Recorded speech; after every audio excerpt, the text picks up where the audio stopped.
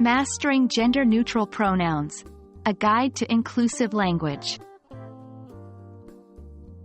Hello learners! Welcome back to our Grammar Fundamental series. Today, we'll be diving into an incredibly important topic: gender-neutral pronouns. As our world becomes more conscious of diversity and inclusivity, it's essential to learn how we can respect this in our language use.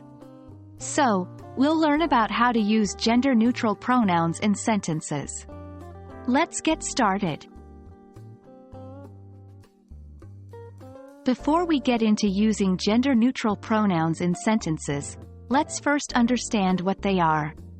Gender-neutral pronouns are pronouns that don't specify a gender, making them inclusive for everyone.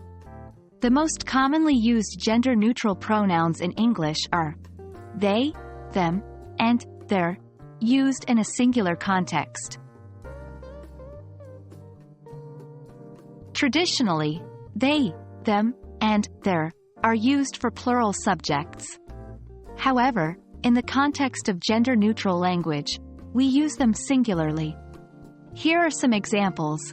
Alex said they would join us later. I found someone's phone. I'll return it to them when they call. Sam forgot their backpack at my house.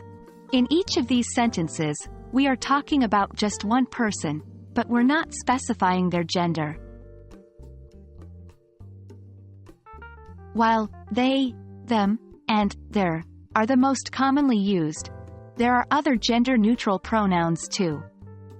For example, some people prefer sie, hier, hears, or sie, them, zier.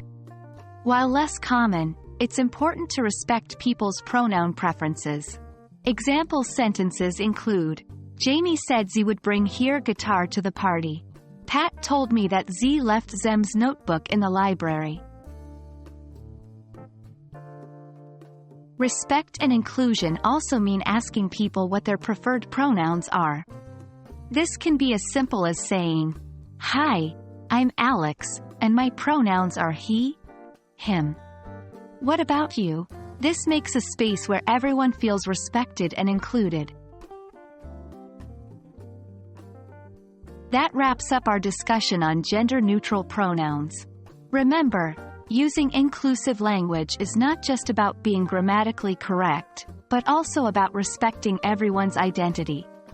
Practice using these pronouns and always ask for people's preferred pronouns. Thanks for joining us today, and we hope you found this lesson helpful. Happy learning!